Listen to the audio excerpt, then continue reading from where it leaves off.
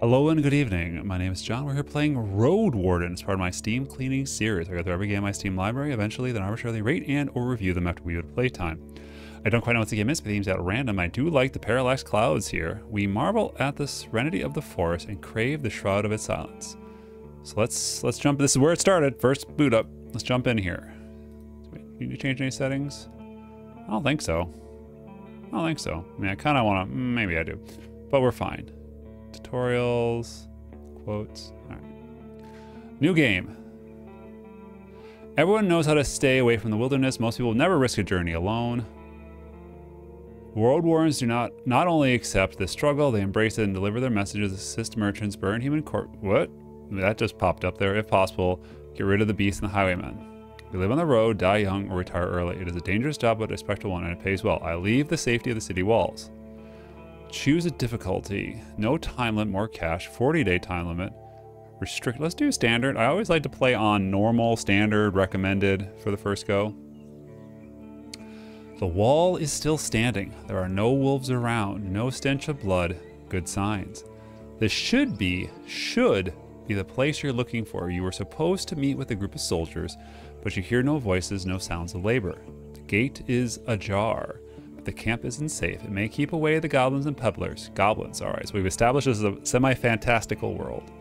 Goblins and peddlers. Pebblers. Pebblers. But not beast folk nor trolls. And the night is near. You're palfrey. That's got to be a horse. You're palfrey. Proper noun. Palfrey. Don't know what it is. It's got to be a horse. Breathe heavily as it has been a long day. Look for another shelter. Need to look around. I dismount and sing in the gate. Okay, there, horse. I need to look around. I don't know if I need to dismount. I need to look around cautiously. Considering the noise, you doubt anyone noticed a clatter of hooves. The short, dry grass has barely covered the arid soil of the valley, but you are maybe a minute away from the edge of the sparse woods, which get denser as they climb up the hills. At best, this trail has a few more years before getting overgrown for good. Hard to believe it's the only route north. I dismount and sneak to the gate. Let's peek inside. Oh, I hurt myself. Did I hurt myself? Your heavy boots hit the ground and the pain of the long ride finally catches up with you. You stretch out, bringing your back and legs comfort. All you want now is a table, a decent chair, and a nice mug of beer and some warm stew. With any luck, your axe won't be needed here. All right, I have an axe. 30 minutes before dusk. I approach the gate slowly.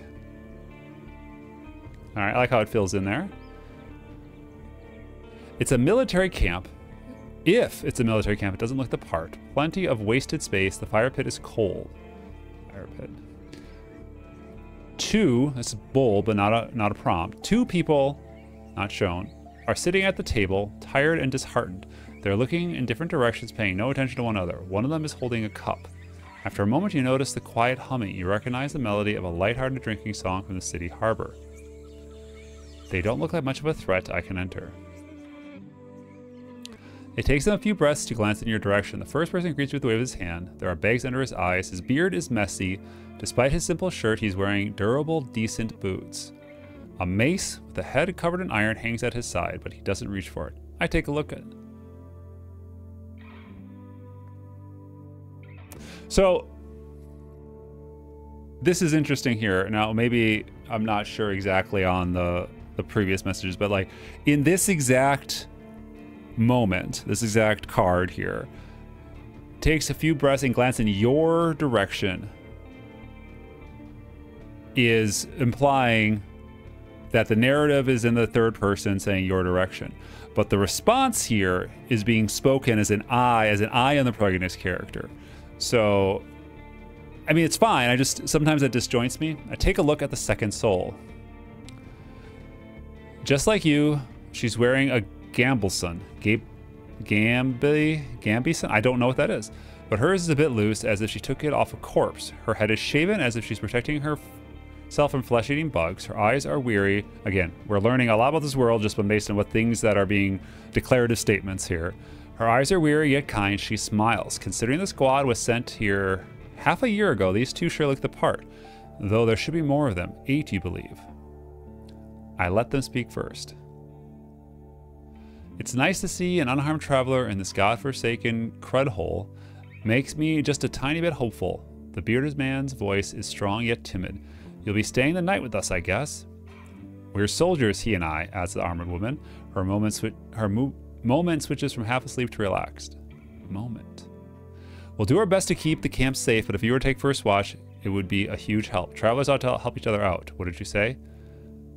You think for a moment to fully rest, you need a good sleep. Sure, leave it to me.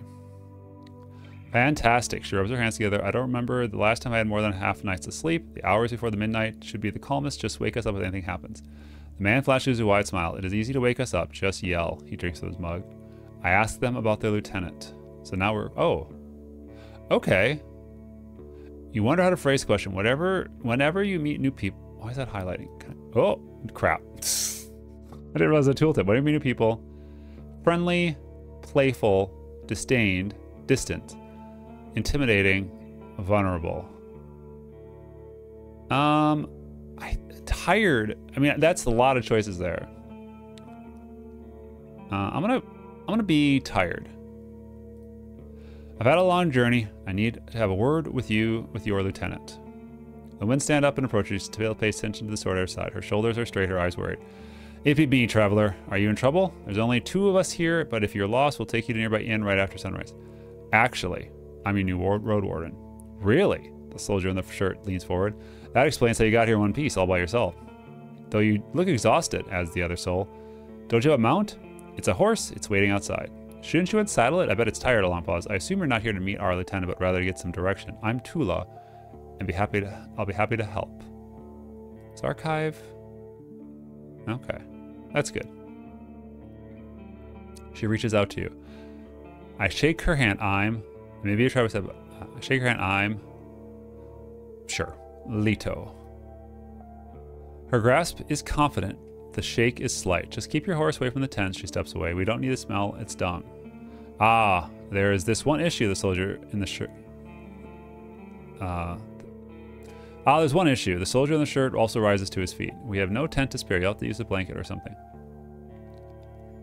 No problem. My joys are in the stars. You walk through the gate. Your mount looks around, snores anxiously. Not many humans can ride a horse, but it's not only taller than you, but also bulky. As heavy as it is strong. You can get in the saddle without a single breath, but most people wouldn't know where to even begin. From every side, it's a wall of flesh. Horses are big.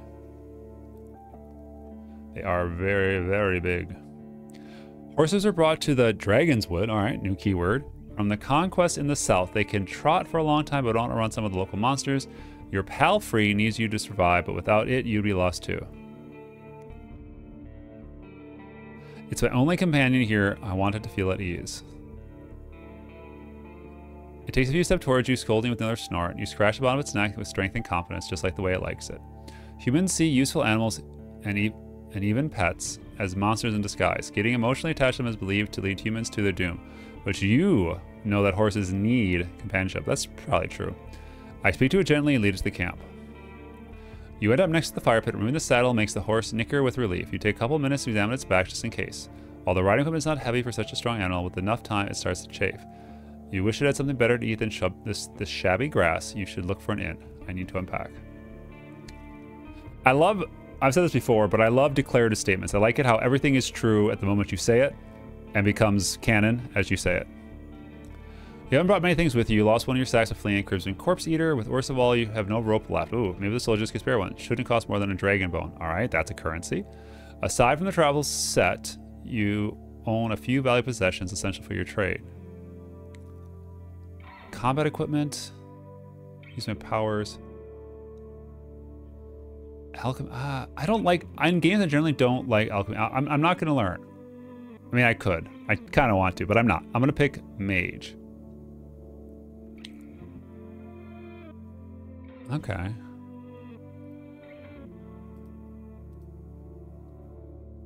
Food rations, pouch with coins, by cutting dragon whites into slices. Gotcha.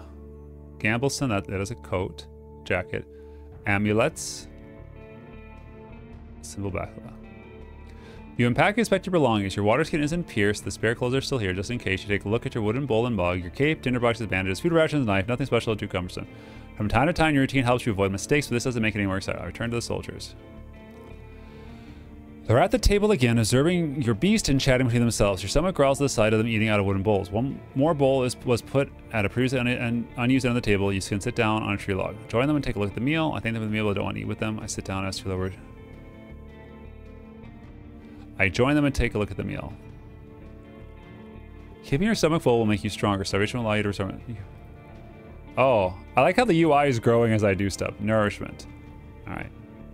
It's cold gruel, the meal eaten in times of hardship. The specific bowl is filled with water, hog millet, and some strange-looking cereals and blueberries. Welcoming you with a meal, even a humble one, is beyond their duty. Soldiers live with and for their companions, constantly on the move from one part of the realm to another, making sacrifices to protect the group as they face dozens of hideous creatures. Their lives are filled with discipline, hardship, and camaraderie. Camaraderie. I'm not going to say that right. Roadwardens, on the other hand, learn how to work by themselves. They seldom engage in combat, patrolling the same roads for years. They help settlements stay in touch, but also maintain commerce, settle down, forge friendships. When there are no laws to follow, they use their own judgment. Different responsibilities, different lifestyle. I eat quickly, not focusing on the taste, to then speak with Tula. Oh, okay. It's now dusk. She's focused and chooses her words carefully. She looks away only when she gathers her thoughts. I'm afraid I can tell you less than I would like to and less than I should. She nods for their soldier. As you can see, there's not a lot of us left. Beginning of the summer, there were 8 of us, including our previous lieutenant. 5 are dead. 1 has run away in tears. We're also strangers in this land, as her companion. Any piece of information may help me do my job. The man leans forward. His legs shake nervously. He sounds like a kid asking a bard to sing one more story, tell a joke, or do a magic trick.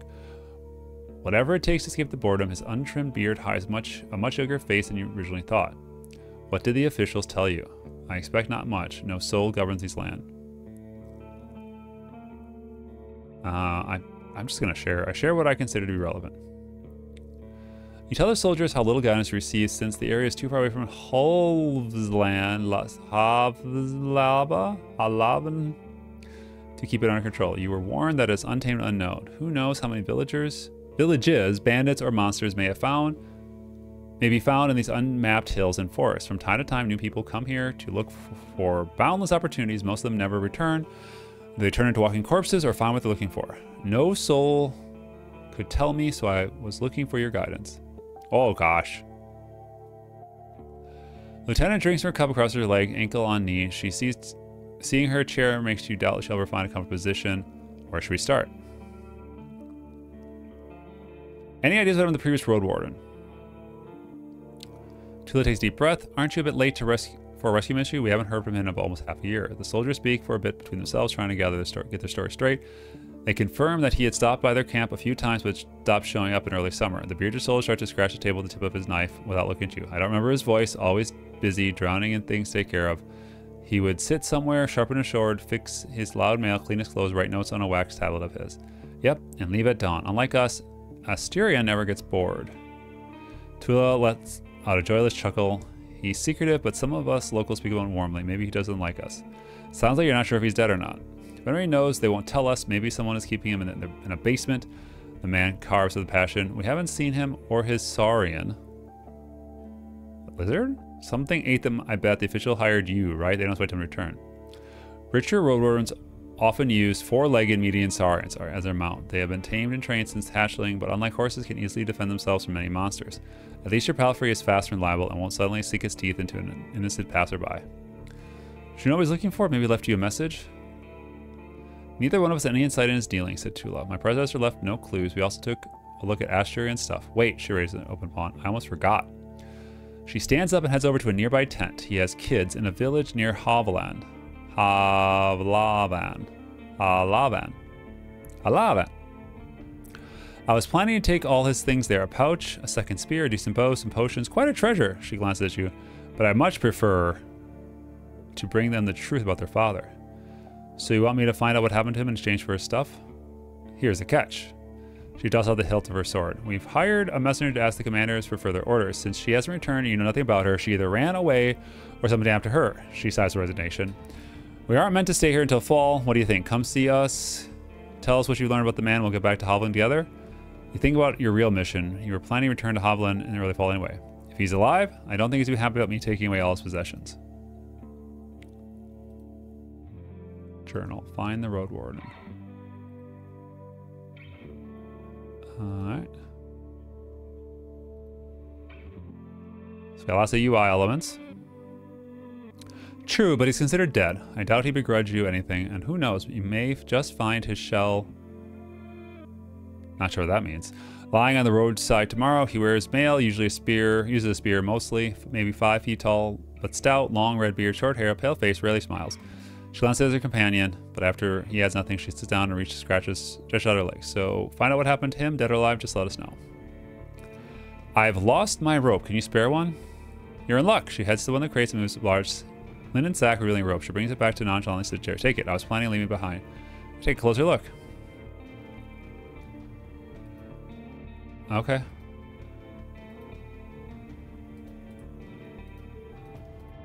I don't know. 5 for 0. Alright. Tula nods for now leaving open the table.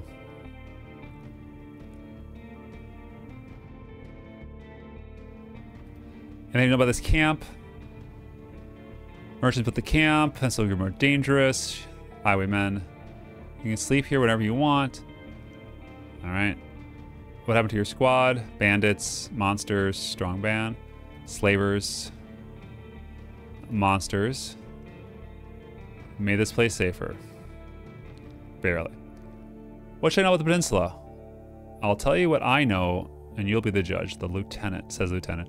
How long did it take you to get from the city? On a decent palfrey, I guess it would be 3-4 days. When you confirm, she continues. From here, you can reach the coast in about a day, as long as you don't make any stops. Do you know the situation, why no ships can get there? You nod. The sea route allows Halavan officials to keep in touch with the coastal villages, collect taxes, move the soldiers, collect lumber, deliver tools, but maintaining order on a wild coast such as this one is like filling ocean depths with coins. Because of the rocks, you can hardly stop a ship 5 miles from the shore, and boats can't get much closer. She nods. I don't know much about fishing, but there's not many people living by the shore, and they don't crave to stay in touch with the city folk. As she pauses, her companion carries on. No soul from the north ever came to the camp, but when they traveled the roadside pelt of the north, they're happy to trade and play dice. Why not just stay at one of the settlements? Oh. The man clears his throat. I mean, you know, we're to guard this road. The camp is our post, and well, he turns to Leto. She lowers her voice. Don't take it the wrong way, Leto, but are you devout soul? Fellowship. I'm gonna go, no, I'm not. There's no evidence the right's existence, and all the mystical tales are explained by magic. No, I'm not. Man nods. I've heard that most Roadwardens step away from the churches. Doesn't matter to me, neither of us, I think, the lieutenant peeping at her companion. I just want to make sure I won't step on any touchy subjects. You won't. Go ahead. The people here are disquieting. Every few words, she taps the table with a finger. Their traditions won't help them negotiate with the officials here. She starts to draw lines with her index finger as she's pointing on an invisible map. The peninsula is connected with roads, like a big circle in the northwest. You'll find a weird village at the bog. It's not exactly pagan, I don't think. It even has a priest who claims to be an eremite. You're not, she means a fellowship. They do crazy stuff, her companion chips in. They used the dead to cut down trees and dig in soil. Once I saw it, I begged never to return there. I see. Necromancers. You've heard tales of such when you're a child. If an isolated settlement manages to survive without city influence, its customs and traditions grow more and more alien. Every generation learns how to adapt in dangerous condition, have to deal with in rustic pagan tradition like that river fate. The ultimate church, the United Church often warns its members about the crazy druid, necromancers, and blood mages, the bringers of doom, the traitors of humankind. Any monsters worth mentioning? We saw all sorts of beasts, the man starts to count his fingers. Goblins, treants, cats, large and small, runners, howlers, wolves, spike borers, Mothlim? Is that a porn? Mothlim eaters, griffins.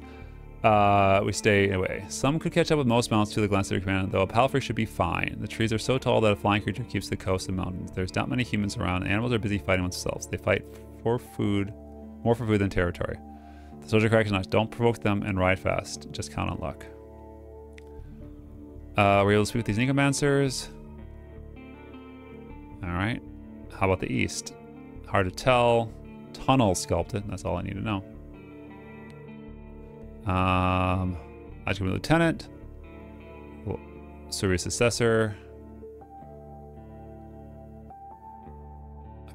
His boyfriend jumped to help him, but failed. Third one in line. Was your squad's mission? You know, make the road safe. Oh, it doesn't trust me enough.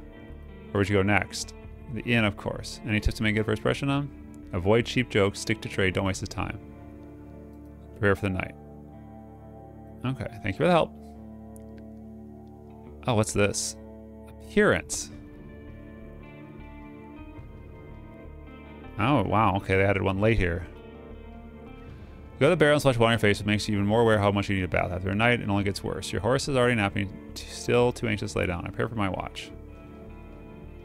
This is over the air. There's plenty of griffins around. They won't try to jump over the parasite, probably. Better watch out for the apes. They climb up and carry out any food they can. There's one really loud were-elk that keeps smelling the wall. Those never try to get in.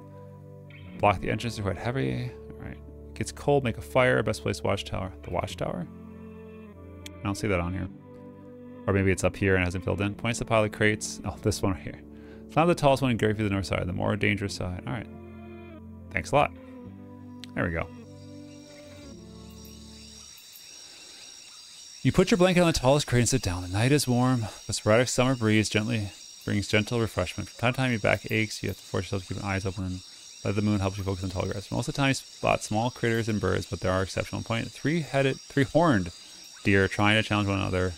Three-horned deer, plural, trying to challenge one another. Before they clash their antlers, a two-legged dragonling appears, landing as much of their offspring. The Furia beast tried to intimidate the predator with roars and aggressive head movements. After a few moments, both sides walked away slowly, not willing to fight. I don't get distracted. I keep looking around. I hear the death screams of distant prey and the mating calls of monkeys. Runners are chasing a gray hare. A group of muskoxen lazily chewing the grass, preparing themselves to sleep. A dusk fox is running together with the lynx, making playful screeches. Thankfully, you never have to interfere. You just sit there watching the not-so-distant forms, trying to outlast your sleepiness. You can only guess how much time has passed. Once you feel you've had enough, you climb down and go to a tent, waking up the bearded man with just a couple words. You confirm that nothing important has happened. I gather my things, squeeze into the tent, and use my bag as a pillow, and put my blanket on the pallet, and cover myself with a cloak. Sleeping in the tent is not the stuff of dreams, but it's a much welcome rest. The pallet keeps the cold soil away. The moonlight saves the outside world from the ear glow. Listen to your own breath and find composition. Your job starts tomorrow. Focus on the real goal of my journey. 40 days. Merchant Guild, once they control this realm, your warden duties are secondary. First and foremost, you need to explore the peninsula, learn about the territory, resources, and threats. Get to know the locals, and if you can't convince them to consider negotiations with Lavan officials and traders. Could the tribes resist the soldiers, or be a threat for the priests of the United Church? Are there any forbidden practices that need to be eradicated, such as bloodbank, robbery, slavery? All right, 40 days. Oh. Once you finish reconnaissance, you should speak to Tula and return to Hovland. There you'll report back to employers. You get reward. In the meantime, you have your own goal. You need extra coin. Okay, so this is my declarative statement. I need coin to help a person I care about. I need coin to retire early. I need connections, major play in the Merchant Guild, a soul who brought peace and order, a hero, want to help people, want to find new life. I'm going to be cheesy. I'm going to help people. Ooh, what's this? Pneuma? That's my magic power. You're half asleep, senses are catching sound of wild forest. You're instinct keep alert and anxious at the present. You're thinking about, all right, all you can do now is rest, sleep. You can spend the night in a borrowed tent. It's nothing special to protect you with wind and the rain and the ground. So I get dirtier, I lose a food, I gain a magic point, and my health stays the same. Sleep. Boop.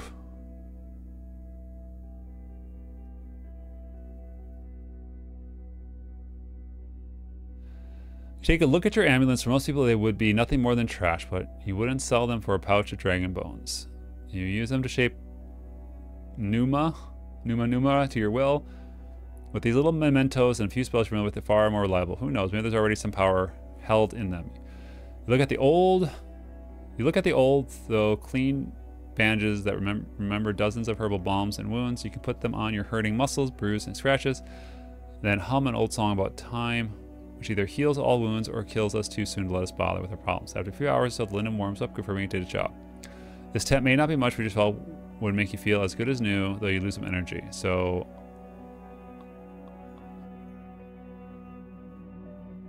I'm only down 1 hit point. I'm gonna say no.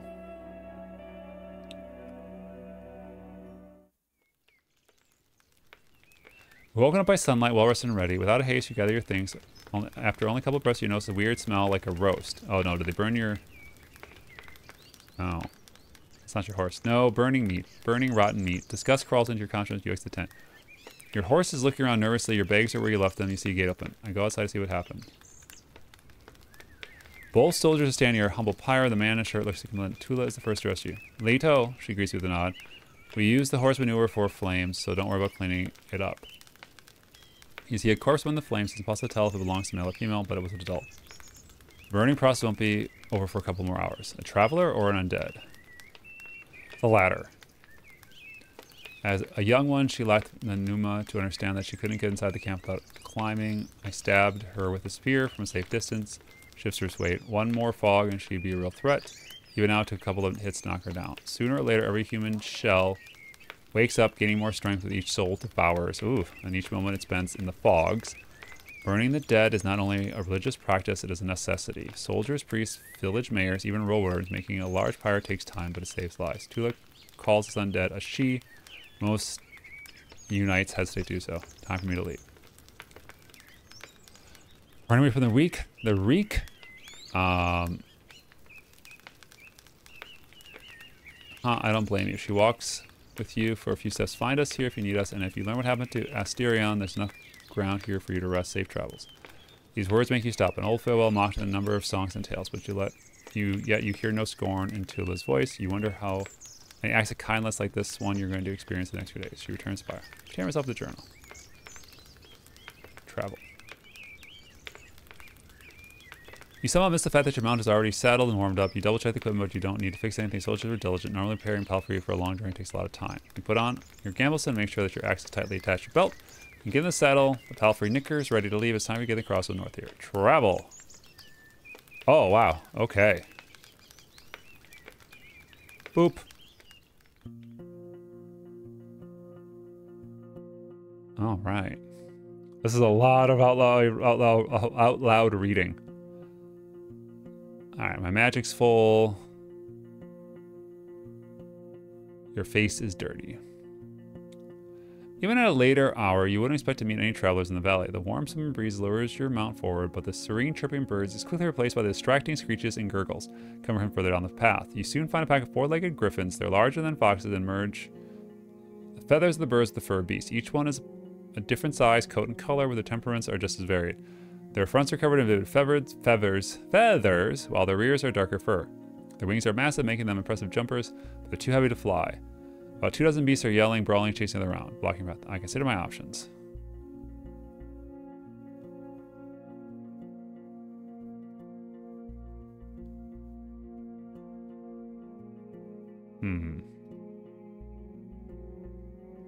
You can't enter the forest blindly. If these are the creatures we're to chase after, you think it would just best for your horse. The reasons why travelers stay close to the main road as possible, and why adventurers move in group. Usually the safest approach would be to stay here where you are and just wait for the pack to get hungry. It may, however, take up a couple hours. You're thinking about the conversation with Tula. You got a lot to do in your time. All right, what are my spells?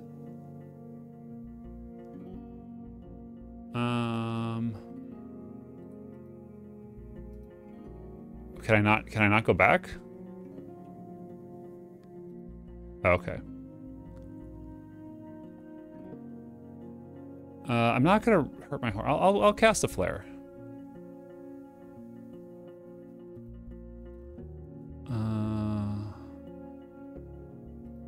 Oh, character.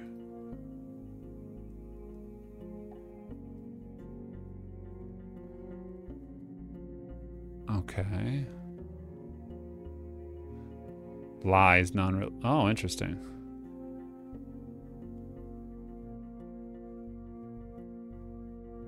Interesting. All right. Grab one of your oldest animals, a pendant made of leather with a single dim pearl. The little spheres covered with cryptic engravings, but if there's any special meaning behind them, you were never able to figure out what they could be. Holding patrol between your fingers, you feel a pleasant, familiar warmth. The spell you're about to cast is not much more than a mere illusion, but take a couple breaths trying to minimize any risk of failure.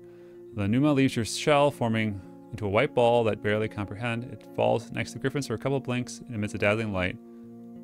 Animals squeak and snarl, fleeing multiple directions. The road is not clear. I ride forward and enjoy the touch of my pen. It cools down slowly.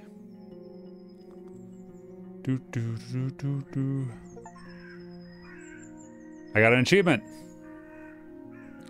The road splits. According to what the soldiers have told you, you may find a safe inn by turning left. The forest to the right is lush and the trail of grown. Kites have used the song How to Go. The harshest pathway leads to the dragon's lair. Those who search for treasure, do they truly dare? The signpost in front of you doesn't make the situation much clearer. They put it by someone who couldn't write. Folks who can't read, covered in old red painted points, east, blood there. As people say, danger to be found. There's not a soul that's forgotten. Look at my horse. Sure, Sodal. You get a name or horse. Sodal is peacefully stroke its mane. Maybe it can't help you choose a path. We spent many years together. Happy to go on. It takes a couple steps forward. You spot a few berry shrubs and wild cabbages, but need at least 2 weeks to get maturity. Oh, travel. They said it's a loop. Soldad trots with ease on by a few branches covering the beaten road. The bird songs and distant howls your attention in the forest, which gets sparser and brighter. You spot boars, roe deer, and saurians. The sight of nearby wolf pack worries you, but once you push your hips forward, your powerful enters a canter, the beasts don't even begin a pursuit. Speed alone will protect you from many dangers. You notice a stone tower taller than trees. It must be the inn I've heard about.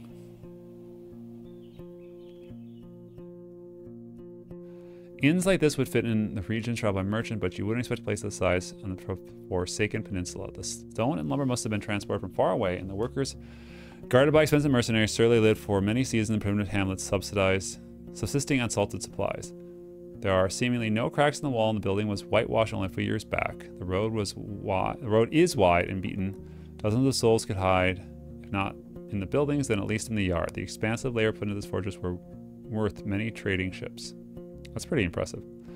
3 armed people on the ramparts. 3 armed people are on the ramparts, so you only see what's above their waistline.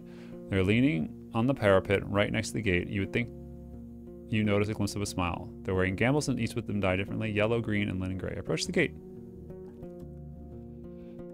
A woman in yellow armor leans forward. She has long, curly, disorderly red hair pointing in every possible direction. This combination of colors doesn't work well at all. In the woods, one would have to shout to draw this much attention.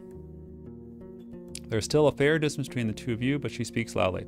I haven't seen a horse for years now. I just said that it's weird to see such a large jackass, huh? Her voice is young and strong with an accent that reminds you of the village spread across Havlavan. But no jackass would wear a saddle, I'd say. She exchanged a few words with the male guard wearing green, giving you time to consider.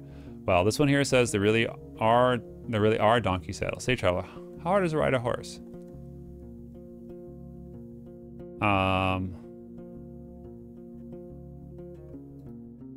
I laugh. You wouldn't believe it. The lessons were a pain. Oh wow, this is a lot of reading. You get off the horse and imitate the silky walk from the day that you follow your first journey when your whole shell was crying. You illustrate the pain as you move your hand from your back to your hips to thighs. In return, the guards tell you about the time they had to carry their friend with bitten off legs, whoa, for 3 days straight through the heart of the woods. Meanwhile, the other guard opened the gates. You may be in a good mood. The woman in the yellow jacket smiles at you, but don't get so noisy when you talk to our boss. The man never smiles. He has the world's suffering sculpted on his face. She leads you under the roof where your palfrey can rest, tethered to the cord wooden post near some old hay. Once you're ready, go inside and speak with our boss. Maybe you're hungry? The other guards take care of various chores. They peek at your mount every now and then. They're splitting firewood, cleaning their clothes, weeding the garden patches, moving chairs, 2 of them making a rope. You head towards the end, hearing the piercing scream of a boar on the other side of the yard. I open the door. Not a very big inn. Good artwork, though. Oh, the locked windows make air stuffy. It's a weak fire in the stove hardly lights up the hall. A muscular man is sweeping the floor near the stairs, but after he glances at you, he leans the broom against the wall. Ah, the room's in the picture. Heads by the counter. You're lucky to show up. His voice deep and soft. With a city-like accent, he observes you with keen attention, yet avoids your eyes. I have a keg of decant ale, wormwood, bog, myrtle, Jupiter berries, cat's foot. He fills the mug carefully and puts it on the countertop. It's going to spoil soon, today maybe. And we don't drink here before the eve. Hate to see Good stuff go to waste. His skin is dark, almost purple, rare among the southern tribes. His hair is naturally bluish. His clothes are quite fancy for manual labor. Elegant tunic won't stand out in the city. Stand at the counter.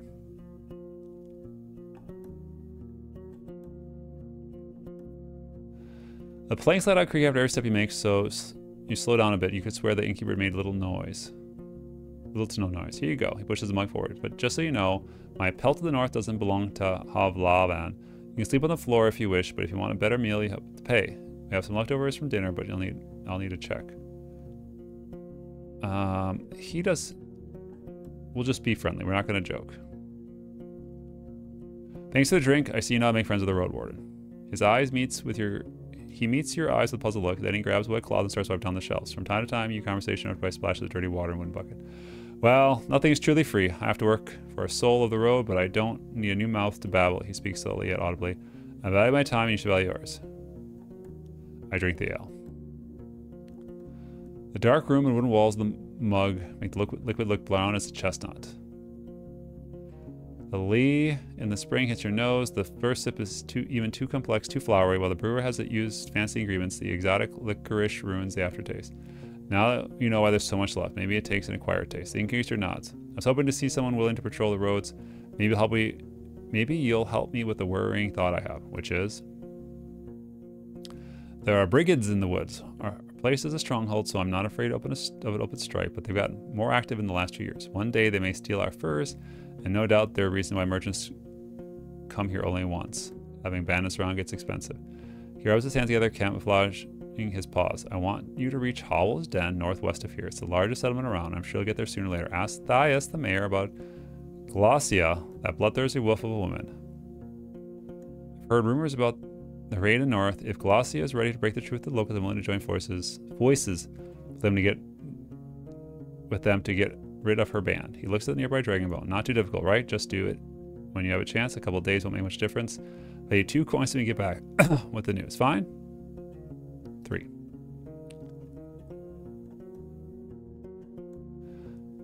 He observes you for a moment. 2, he growls. So archive, that's just the history, but there's no journal. Okay, places, groups, and people. Okay, so I'm learning. Oh, wow. There's still more to learn. All right, and then glossary. All right. I think this is incredibly well made. If you want to do some reading, oh boy.